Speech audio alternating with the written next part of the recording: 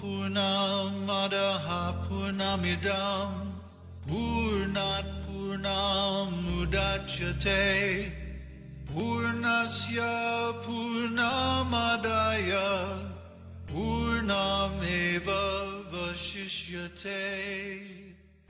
Hello, I'm David Hughes. Welcome to Your Perfect Body, the podcast of the Esoteric Teaching Community. Today's selection is additional comments on Śrīmad-Bhāgavatam, Mantra 6.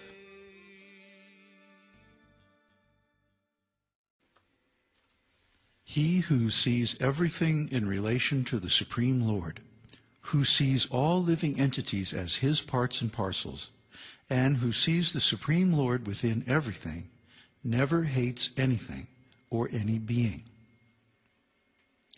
So let's look a little bit deeper into this shloka. Someone who sees everything in relation to the Supreme Lord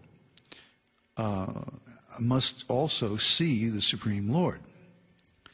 In other words, without some direct consciousness of the Supreme, how can we see everything in relation to Him? Well, some people say that we can see through our intelligence, and this is true. To a certain extent, we can see by knowing or by hearing about the relationships of everything to the Supreme Lord as His energy.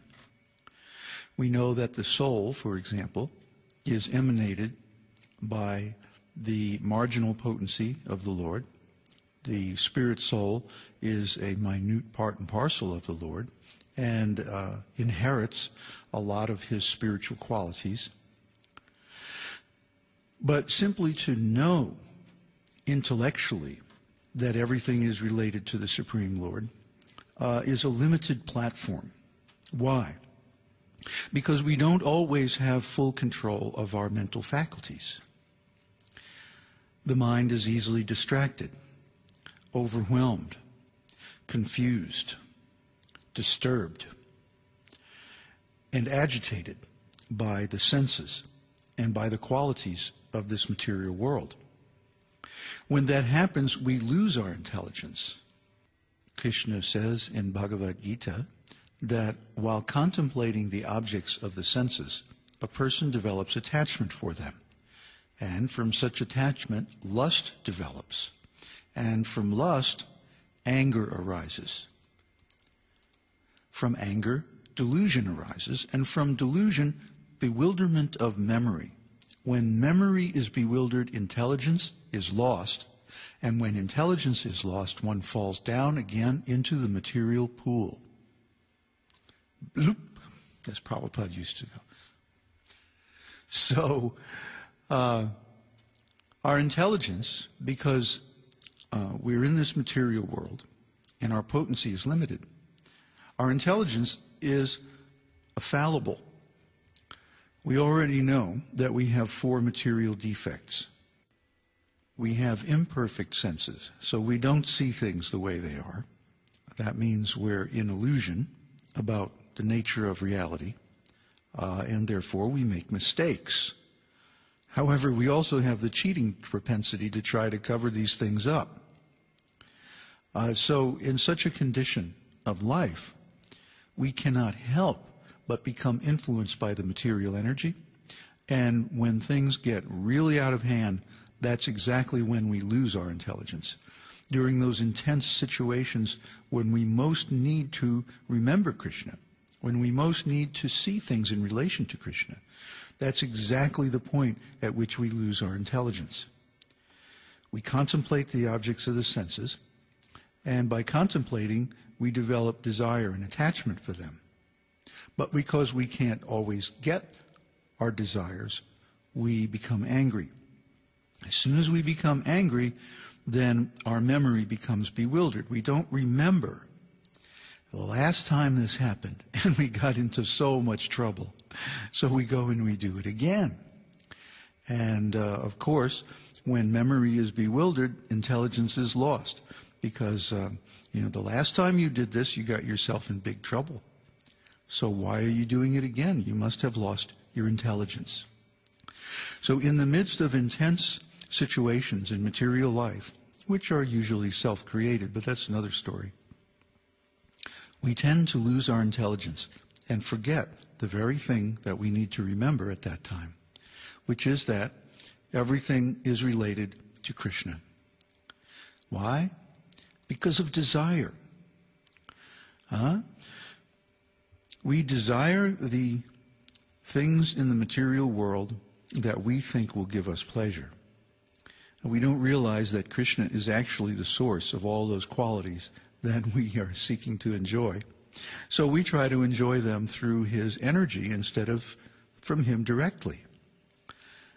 This is a strategic mistake on our part, because we then become entangled with the material energy.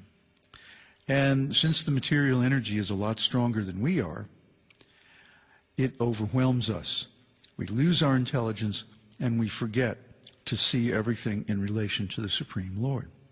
So it's a good start to read things in the scriptures, like Īśopaniṣad and Bhagavad-gītā, and try to cultivate this equal vision of seeing everything in relation to the Lord. However, we need to understand that our intelligence is fallible. So we need to find another way to see everything in relation to the Supreme Lord that is not subject to the same failures as our intelligence is. That means we need to contact the Supreme Lord directly so that we can see him at every moment and be aware of his presence constantly. One good way to do that is the practice of the presence. You should all read this wonderful little book. It's out there on the internet, and you can find it very easily from Google. It's called The Practice of the Presence by Brother Lawrence. Brother Lawrence was a 15th century English monk, and he perfected the practice of a constant inner dialogue with the Lord in the heart. In other words, he would keep a running conversation going with the supersoul within his heart. And by this means, he was able to remember the Supreme Lord constantly. And although he was just a very simple kitchen monk, he became very powerful spiritually. So his teaching is still potent and remains a source of inspiration for many, including myself. I read this a few years back, and I decided to try it. Now, at first, you might think, well, this is just imagination. You know, if you read this book, Conversations with God, one contemporary author has written, you get the impression that he's making a lot of this up, that he's putting words in the Lord's mouth that he wants to hear. And that might be true in the beginning of this practice, but especially when combined with other powerful spiritual practices, such as the recitation of the Lord's name, japa, either Om Namo Bhagavate Vasudevaya, or Hare Krishna, Krishna Krishna, Hare Hare, Hare Ram, Ram Ram, Hare Hare. Or so many different Vishnu mantras available that you can address the Supreme Lord by his name. And this is another good way to remember him. Unfortunately, in our culture, it is awkward to go around chanting all the time. People don't understand. They give you funny looks.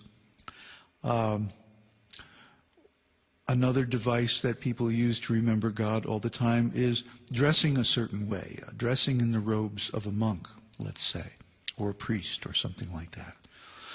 And even this is losing favor in our culture, and you'll find that if you wear a vestment of some kind, that people will definitely treat you differently.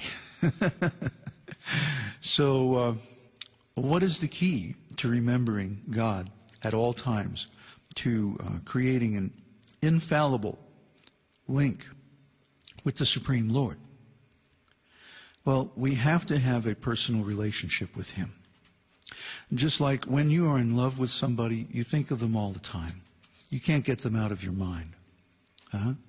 So everything that you could find that is lovable about any person in this world or in any other world is originally present in Krishna. So those qualities that we find beautiful and attractive about our friends and lovers and mates and so forth are there in Krishna, in fullness, in perfection, and in unlimited quantity.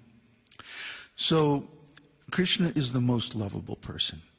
And when we do love him, we find that he reciprocates from within the heart. This is what people who try to approach God on an intellectual platform always seem to miss. That no matter how good our philosophy is, no matter how many Sanskrit verses we memorize,